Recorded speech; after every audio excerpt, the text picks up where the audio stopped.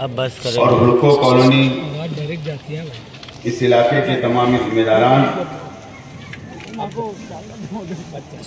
Party के तमाम जिम्मेदारान, दीनी तंजीमों के जिम्मेदारान और मेरे सामने तशरीफ फरमा तमामी बुजुर्ग हजरात, नौजवान साथी और जहां तक मेरी आवाज जा रही है ऐसी मेरी मां और बहनें,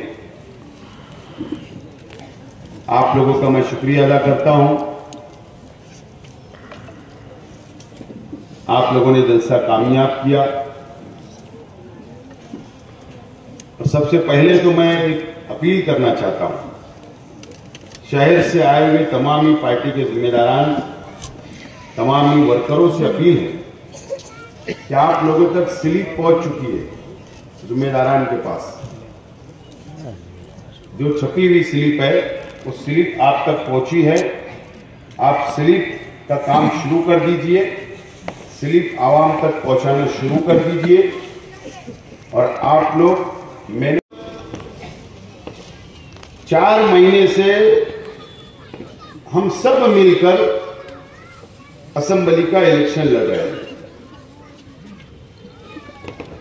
अलग अलग इलाकों के अंदर, अलग अलग वार्ड के अंदर आवाम को जोड़ने का काम, कार्यकर्ताओं को जोड़ने का काम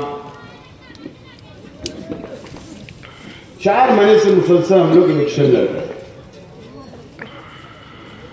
और आचार संहिता लगी, इलेक्शन डिक्लेयर हुआ। जब से हम लोग जलसा लेने हमने शुरू किया, वार्ड वार्ड मीटिंगें ली जा रही है, मेहनत की जा रही है, जद्दोजहद की जा रही है। आवाम को हम हमारे तामीरी काम बता रहे हैं, वोट मांग रहे हैं।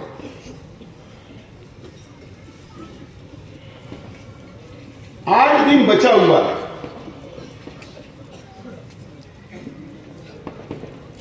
मैं शहर की आवाम से आज अपील करना चाहता हूं कि शहर की आवाम संजीदगी से शहर का सियासी मंजरनामा जो हमारे सामने है,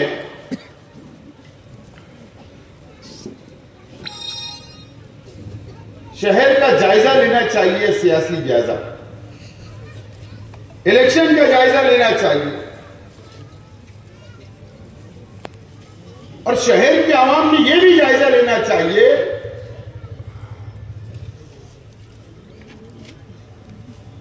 कि हमारे मुखालिफ में जितने सियासी स्टेज लगते हैं, वो स्टेज के ऊपर झूठ, फसाद, गुमराह करने का काम सिर्फ किया गया आज तक। और हम शहर के आवाम को हमारे काम बता रहे, हम किसी की जातियात पे तनकीद नहीं कर रहे। इस तरीके का इलेक्शन, साफ सुथरा इलेक्शन हम लोग लड़ रहे हैं और आवाम से वोट मांग रहे हैं।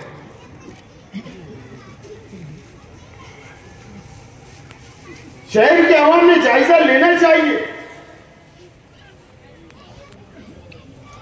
झूठ बोलकर, गुमराह कर, इल्जाम लगाकर, अफवाह फैलाकर हमारे मुखालिफिन वोट मांग रहे हैं। क्या ये शहर के लिए, ये शहर के विकास के लिए, ये शहर की मजबूती के लिए, भाईचारा के लिए, क्या ये ठीक है? क्या ये शहर के आवाम ने जायजा लेना चाहिए। हमें जो हमारे मजहब ने सिखाया, हमको तालीमात दी गई, ये तालीम दी गई कि झूठ मत बोलो, किसी का हक मत मारो, किसी पर जुल्म मत करो, किसी पे अत्याचार मत करो। ये तो तालीम हमारे अपने मजहब ने हमें दी। और ये मस्जिद और मीनारों के शहर के अंदर सिर्फ एक कुर्सी के लिए जो दुनिया के लिए बनी है,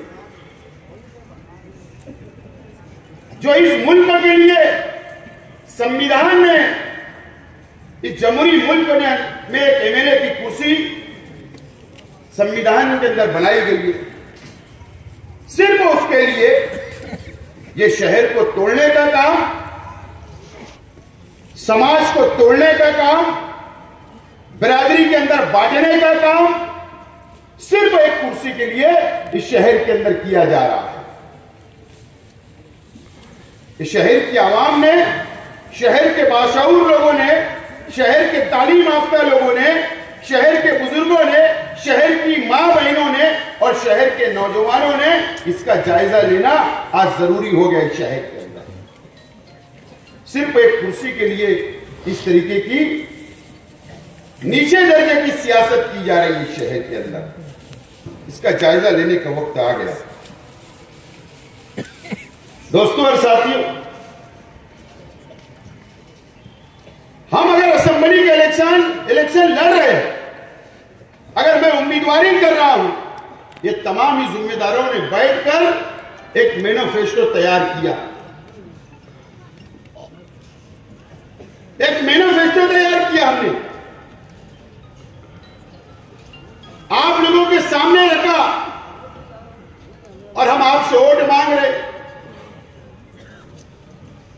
कि हम आइंदा 5 साल अगर आपने मौका दिया तो हम क्या करने वाले हैं, शहर को क्या देने वाले हैं, शहर के नौजवानों को क्या देने वाले हैं, शहर की मां बहनों को क्या देने वाले हैं, शहर के तलबा व तालबात को हम क्या देने वाले हैं, मजदूरों को क्या देने वाले हैं, बुनकरों को क्या देने वाले हैं, छोटा मोटा धंधा करने वालों को हम क्या देने वाले हैं। हमने मैनिफेस्टो आपके सामने रखा, हम आपसे वोट मांग रहे थे।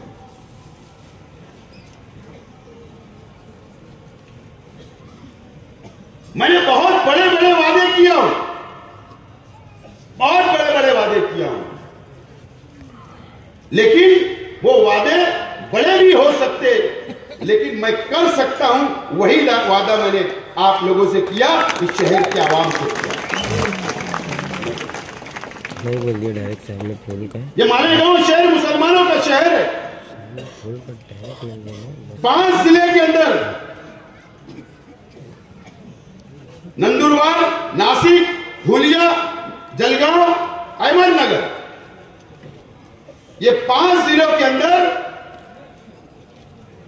हमारा शहर सबसे बड़ा मुसलमानों की आबादी का शहर है। क्या वादा हम लोग कर रहे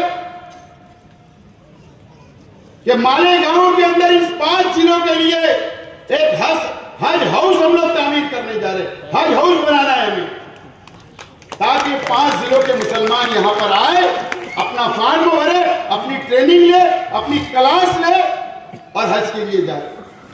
ये वादा हम लोग कर शहर की आवाम से, शहर की आवाम से,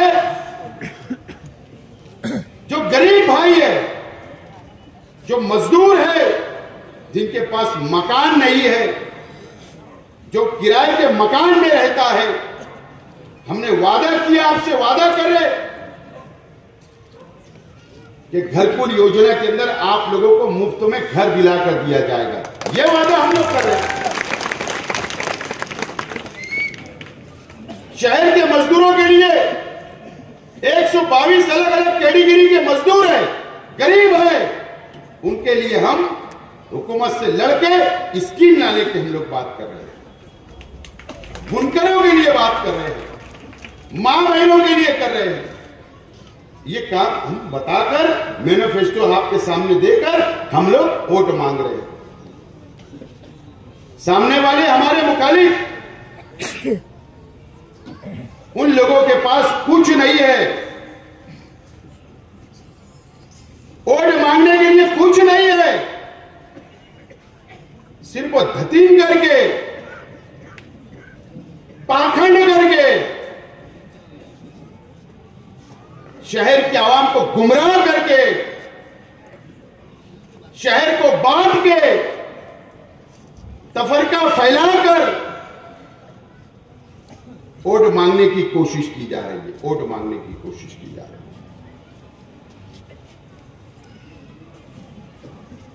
और ऐसे लोग अच्छाई और बुराई की बात करते हैं, ऐसे लोग, उनका खुद का किरदार उनको पता है क्या? अपने गिरबान में झांकना, जब हम लोगों से बात करना, हम पे इल्जाम लगाना,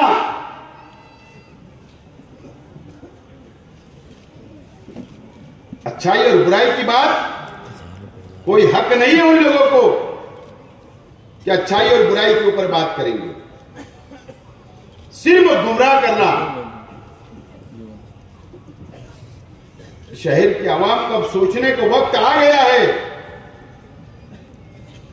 सोचने का वक्त आ गया है। मजहब का सारा, दीन का सारा लेकर सियासत करना ये शहर के मुस्तकबिल के लिए ठीक नहीं है, अच्छी बात नहीं है। ये मजहब के नाम पर गुमराह करना, दीन के नाम पर गुमराह करना और वोट मांगना, सियासत करना, यह शहर के मुस्तकबिल के लिए ठीक बात नहीं है, अच्छी बात नहीं है। हार और जीत होती है इलेक्शन में, इतना खौफ नहीं होना चाहिए। 19 में मैं हारा था, आज अगर शहर मेरे साथ खड़ा है तो मेरे काम के बदौलत मेरे साथ शहर खड़ा है। मैं गुमराह नहीं किया आवाम को, मैंने गुमराह नहीं किया। तो जानते हैं मेरे पावरलूम बुनकर भाई कि मैं काम करने वाला हूं, मुझे समझता है, कानून समझता है।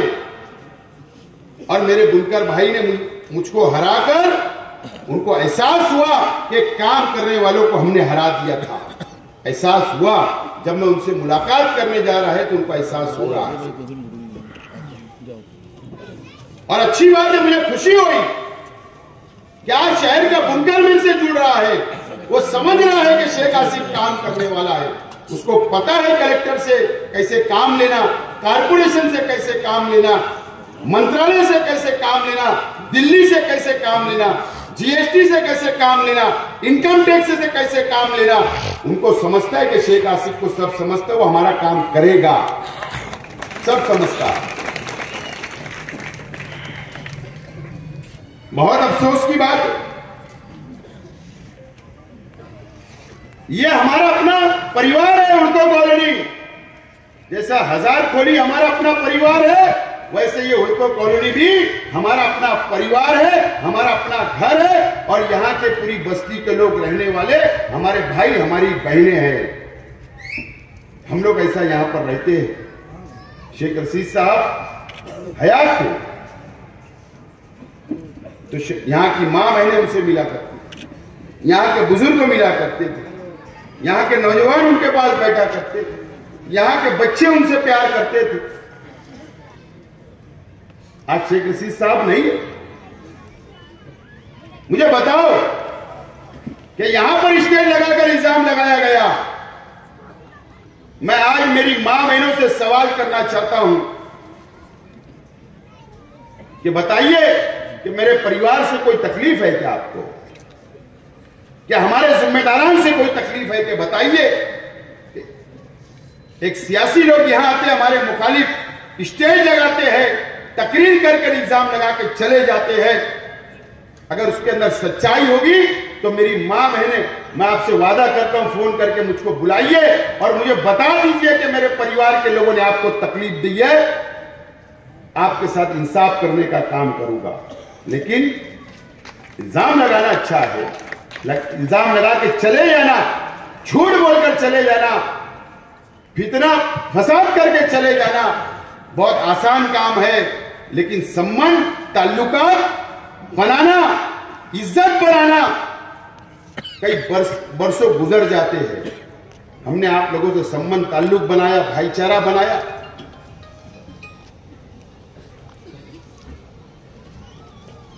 कभी हजार खोली के ऊपर इल्जाम, कभी सलाम चाचा रोड के ऊपर इल्जाम, कभी शहीद अब्दुल हमीद रोड के लोगों पर इल्जाम। 12 नवंबर है, 12 नवंबर के यहां कई नौजवान आए हुए, 25 से ज्यादा नौजवानों को छुड़वाया, जाति पैसा लगाकर,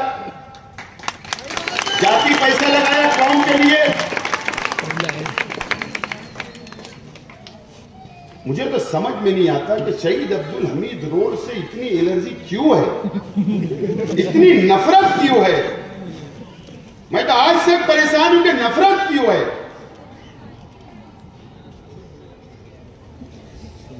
मैं तो बहुत हैरान रहता हूं क्या वजह है। कम से कम सामने वालों से मेरी अपील है, गुजारिश है हाथ जोड़कर कि नफरत की वजह बता दो कि आप क्यों नफरत करते हो इस शहीद अब्दुल हमीद रोड के लोगों से। बता दो वजह। अगर हमारी गलती होगी शहीद अब्दुल हमीद रोड के नौजवानों की, कि यहां के रहने वालों की, तो हम माफी मांग लेंगे, लेकिन कम से कम इल्जाम को मत लगाओ। आप इल्जाम लगा देते हो, लेकिन क्या हमारी बाल बेटियां नहीं रहती कि शहीद अब्दुल हमीद रोड पर रहने वालों की घरों में बेटियां नहीं है? इल्जाम लगा के चले जाते, हमारी बेटियों को, रिश्ते को तकलीफ होती, इसका जवाबदार कौन है बताइए मुझे। हमारे नौजवानों को रिश्ता बाहर ले जाते हैं तो तकलीफ होती है, इसका जवाबदार कौन है बताइए। इसका सवाल का जवाब मुझे देना चाहिए। सिर्फ इल्जाम, पिछले इलेक्शन के अंदर आयशा नगर वालों पर इल्जाम, वहां के लोगों को बुरा भला बोला गया, बदनाम किया गया। क्या वजह है नफरत की बताइए। सिर्फ चंद वोटों के लिए, एक कुर्सी के लिए आप बदनाम करते हो। आप सोचते क्यों नहीं कि हमारी भी बाल बेटियां हैं, हमारे भी बच्चों के रिश्ते का मामला होगा। अरे यहां पर भी मस्जिदें हैं, यहां पर भी नमाजी है, यहां पर भी जमातें जाती, यहां भी काफिले निकलते, यहां भी दीन का काम होता, यहां भी मुसलमान है, यहां भी कुरान पढ़े जाते, यहां भी एक अल्लाह, एक रसूल, एक कुरान को मानने वाले रहते। ये क्यों नहीं सोचते आप? सोचना चाहिए, बस इल्जाम लगाना आता है। मैं उन मेरे मुखालिफ लोगों से हाथ जोड़ के गुजारिश करता हूं, अपील करता हूं कि अल्लाह के वास्ते अगर कुछ गलती हो गई होगी हमारे इन इलाके के लोगों से तो हम माफी मांग लेंगे, लेकिन कम से कम झूठा इल्जाम लगाना अल्लाह के वास्ते बंद कर दो, बंद कर दो। अच्छी बात नहीं इस शहर के लिए।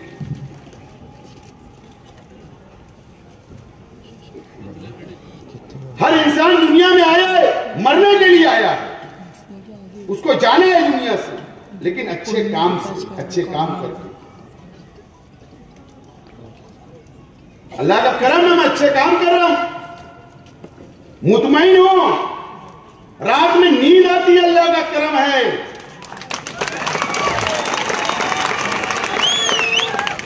मुतमईन हूं कि मस्जिद में सोलार लगाया तो मस्जिद से फोन आ रहे इस्तिकबाल करने के लिए। अल्लाह का करम है कि मैं मुतमईन हूं, मुतमईन हूं कि 5 साल एमएलए था तो तलबा व तालबात हमारे बच्चे और बच्चियों को किताबें दिया था, मुतमईन था 5 साल।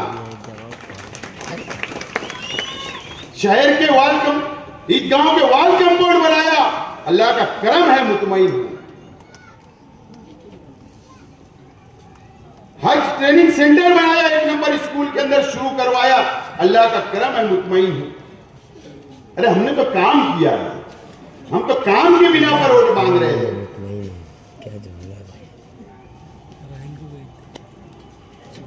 लेकिन कुदरती बात है, अल्लाह ताला ने,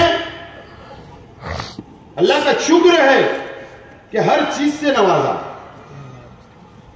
लेकिन पाखंड नहीं दिया अल्लाह ताला ने मेरे अंदर।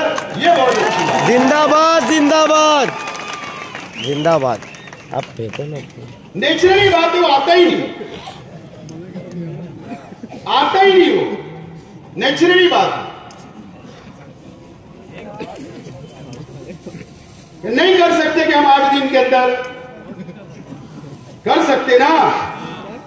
मैं भी जाकर किसी इलाके के अंदर चले जाऊंगा, बोलूंगा इसने मुझे धक्का मारा,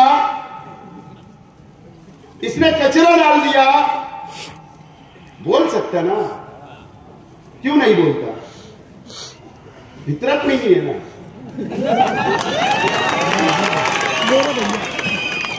यकीन जानो नहीं है, बस अल्लाह का करम है। अल्लाह के भरोसे, आप लोगों के भरोसे, शहर की आवाम के भरोसे, ताकत से, हिम्मत से आप लोगों के भरोसे खड़ा हूं और उम्मीदवारी कर रहा हूं और स्टेटस के साथ उम्मीदवारी कर रहा हूं और स्टेटस के साथ वोट मांग रहा हूं। और अल्लाह का एहसान है कि आप लोग, हजारों लोग मेरे साथ खड़े हैं। मैं आप लोगों का शुक्रिया अदा करता हूं।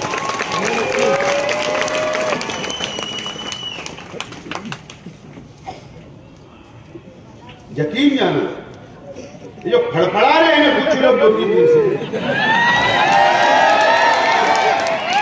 यकीन जानो जो फड़फड़ा रहे ना, उनको बहुत फिक्र लग गई कि अगर शेख आसिफ चुनकर आ जाएगा तो उसके बाद क्या होगा। शेख आसिफ एमएलए नहीं था तो ये हो गया और चुन के आएगा तो क्या होगा, ये घबरा रहे, बाकी कुछ नहीं। लेकिन अल्लाह का करम है, मैं ऐसा कुछ करने वाला नहीं हूं। वो रास्ता मैं तो पहले से छोड़ चुका हूं, वो रास्ते मुझे नहीं जाना। अपनी जमीन बचाने के लिए, अपनी इज्जत बचाने के लिए इस तरीके का पाखंड रोज किया जा रहा है। रोज शर्म आना चाहिए कि तुम्हारी जबान से क्या शर्म करो। कभी इस्लामपुरे के अंदर कार्नर मीटिंग के अंदर क्या बोलते, शर्म करो। कभी नयापुरे के अंदर जाकर क्या बोले, शर्म करो। जहां जा रहे वहां पर सिर्फ गलत सलत बातें। क्या ये मुसलमानों का शहर है? मैं तो बार बार बोल रहा हूं, मैं भी मायूस हो रहा हूं। शहर के उलमाओं से माफ करना, मायूस हो रहा हूं, अपील कर रहा हूं बार बार, यार आओ आगे, शहर को बचाओ। सियासत के लिए शहर को बर्बाद किया जा रहा है, सियासत के लिए शहर को बर्बाद किया जा रहा है, सिर्फ जाति मुफाद के लिए। कौन आगे आएगा? आइए मेरे सरपरस्त उलमा आगे आइए, करिए, शहर की रहनुमाई करिए, सिर्फ सियासत के लिए। क्या सोचते होंगे हमारे बिरादरान वतन जो नदिया के उस पार रहते, क्या ऐसी सियासत होती है? ऐसी गंदी सियासत होती है? ऐसे इल्जामात लगाते, एक मुसलमान एक दूसरे की बेइज्जती करता, एक दूसरे के ऊपर इतना गलत इल्जाम लगाता। क्या सोचते होंगे मुझे बताओ, यूट्यूब चैनल के ऊपर वो भी देखते होंगे, क्या उनके अंदर मैसेज जाएगा कि यही तहसीब है हमारी? बहुत सोचने की जरूरत है। लेकिन मैं आज आप तमाम ही शहर के आवाम से अपील करना चाहता हूं कि मुझको एक मौका आप दे दीजिए, एक मौका मुझे दो। इंशाअल्लाह ये शहर को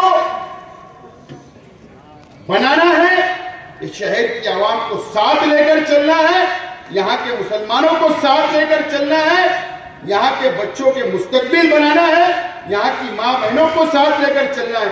एक मौका मुझे दीजिए, मैं अपील करता हूं, एक मौका मैं मांग रहा हूं आज आपसे। अब तो 8 दिन रह गए और 8 दिन में अभी तक टेस्ट चल रहा था, अब 2020 का वक्त आ गया। अब 2020 का वक्त आ गया है और अब ये 8 दिन के अंदर तुमको बताना है। अब फील्ड सज चुकी है, सब प्लेयर बाउंड्री पे खड़े हैं।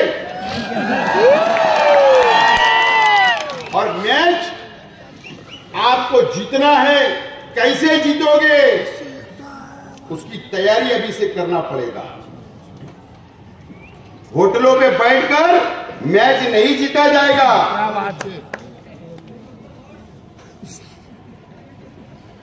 जमीन पर उतरना पड़ेगा, गलियों में जाना पड़ेगा, घर घर जाना पड़ेगा, मेहनत करना पड़ेगा, सिंबल पहुंचाना पड़ेगा, जब हम मैच जीत सकते हैं।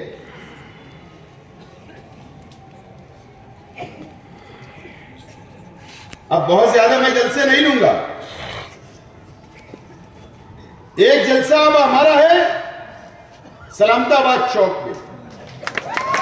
सलामताबाद चौक में जलसा है, वो जलसे को भी तारीखी बनाना है, तारीखी बनाना है। यहां से लेकर पूरा शहर को वहां जमा होना है।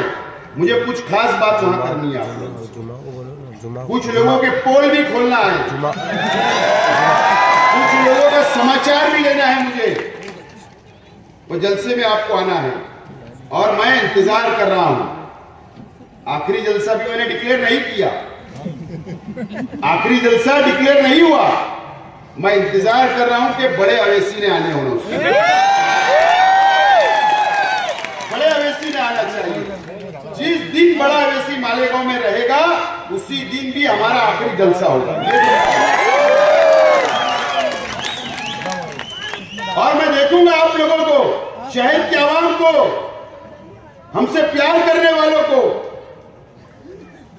कि आपको तुम अवेसी से प्यार करते कि शेख आसिफ से प्यार करते, आपके भाई से करते, ये आपको साबित करना है, ये साबित करना है।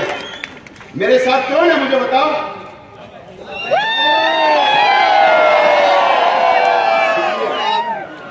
आज तो शेख रशीद साहब नहीं है मेरे साथ,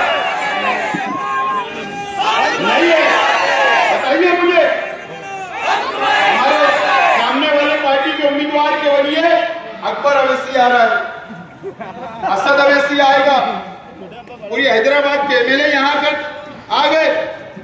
आज समाजवादी का जलसा चल रहा, एक एमपी आ गए, एक और एमएलए आ गए। मेरे साथ कौन? मैं अकेला हूं ना, मुझे बताओ।